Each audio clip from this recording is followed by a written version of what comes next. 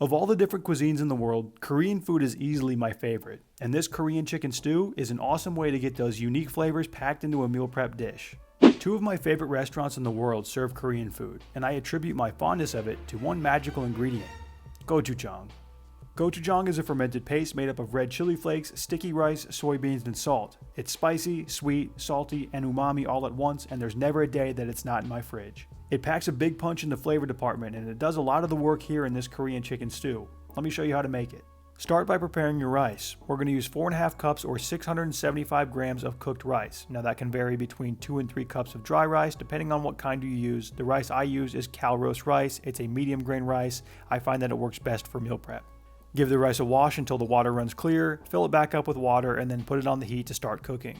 Anytime you're going to meal prep a dish with rice, always start the rice first. Next, we're going to prepare all of our vegetables. Take one bunch or 50 grams of green onions and cut them into a small dice, the whites and the greens included. We're going to cook the white parts and then use the greens as a garnish for the final dish. Then you can take 1/2 pound or 227 grams of celery and cut that into a small or a medium dice on a bias. Do the same with 1/2 pound or 227 grams of carrots. You want your carrots to be roughly the same size and shape as your celery. And last up to be chopped is 1 pound or 454 grams of russet potatoes. Cube these up into a medium to a large dice. You could use whatever kind of potatoes you have on hand, but I prefer the russet potato here because they are higher in starch, and that extra starch released in the cooking process will help to thicken up the stew. For the meat today, we're going to use 2 pounds or 908 grams of boneless skinless chicken thighs. Season both sides lightly with salt and pepper to prepare to be cooked. To start the cooking process, heat a large stock pot over medium to medium-high heat and add in 1 tablespoon or 15 grams of oil.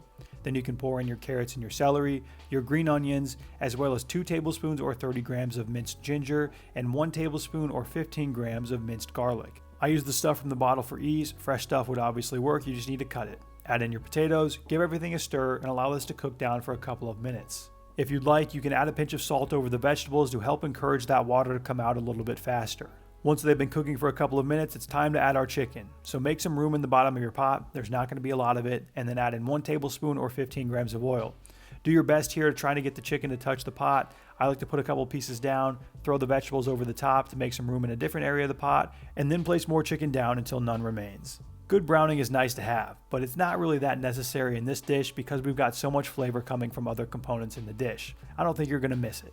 While the chicken is cooking, let's prepare our sauce. Get out a small bowl and add to it 1/4 cup or 60 grams of soy sauce, 3 tablespoons or 45 grams of gochujang, 1.5 tablespoons or 36 grams of honey, and then finally 1 tablespoon or 12 grams of gochugaru.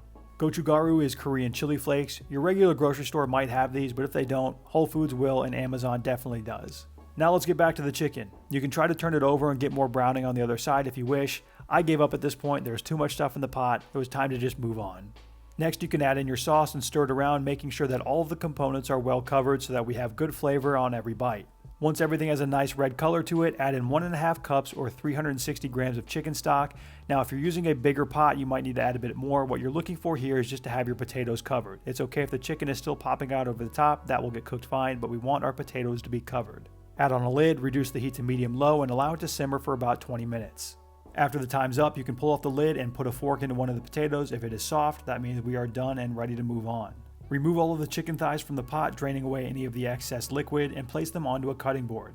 Cut the chicken into small bite-sized pieces to be returned to the pot after we thicken up the stew. Now, depending on the size of your pot and how much water boiled off, you might not need to thicken this at all. The starch from the potatoes might have done all the work, but if yours looks a little bit watery, you can add about a tablespoon or 8 grams of cornstarch in a slurry with water and stir that into the mix.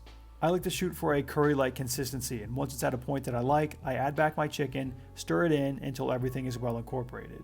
At this point, you should give it a taste test and adjust any flavors as needed. Add more salt and pepper, or if you want it to be spicier, you can add some more of the gochugaru. Now we're done and ready to plate. This recipe makes 6 servings, so get out 6 containers and add 3/4 cup or 112 grams of cooked rice to each dish.